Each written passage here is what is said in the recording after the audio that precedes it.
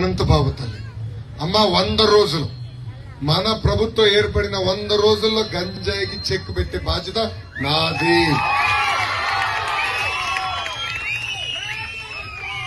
వంద రోజుల్లో మేము చెక్క పెట్టబోతే నేను అసలు మొహం కూడా చూపించింది. ఏం తల్లి నేను భయపడుతున్నా తల్లి. ఈరోజు నాకు కూడా ఒక అబ్బాయి ఉన్నాడు. ఈరోజు దేవాంశ్ వయసు 9 సంవత్సరాలు. మీలాగా బాధితుల దగ్గర నుంచి విన్నప్పుడు నాకు కూడా చాలా భయం వస్తుంది, బాధ కలుగుతుంది. ఇదే గాని నా బిడ్డకు జరిగితే ఎలా ఉంటుంది? నేను అదే ఆలోచిస్తాను. నా బిడ్డకు జరుగుతాను. నేను బ్రహ్మని పదే పదే ఇది మాట్లాడుకుంటాను. ఇదేంటి ఇది గంజాయి ఎక్కడికంటే అక్కడికి వచ్చేసింది. అమ్మ నిన్నగాక మొన్న విశాఖపట్నం తల్లి నిన్న 25,000 కిలోగ్రామ్స్ తల్లి 25,000 కేజీలు ఈ డ్రగ్స్ ని పట్టుకున్నారు తల్లి విశాఖపట్నంలో.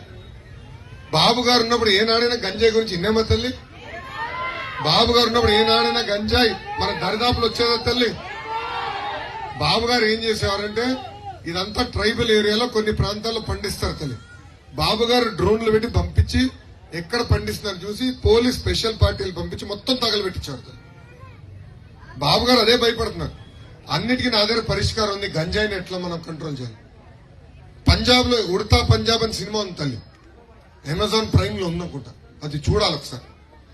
అంటే ఈ డ్రగ్స్ వల్ల ఎలా ఒక తరం నాశనం అవుతుంది. ఆ సినిమా మొత్తం పంజాబ్ గురించి. ఈ రోజు ఉడతా ఆంధ్రప్రదేశ్ ఒక సినిమా తీస్తుంది. మీలాంటి ఎన్నో మంది కుటుంబాలు తల్లి. నిజంగా మిమ్మల్ని నేను అభినందిస్తున్నా. ధైర్యంగా నుంచి మీరు మాట్లాడారు తల్లి.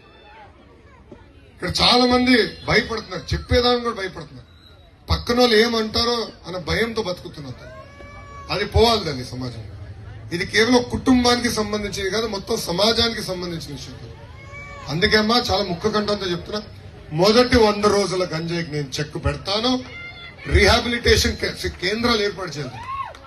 గంజాయి ఒక్క నిమిషం.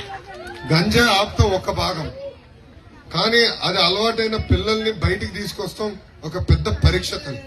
దానికి రీహాబిలిటేషన్ కేంద్రాలు ఏర్పాటు చేయాలి.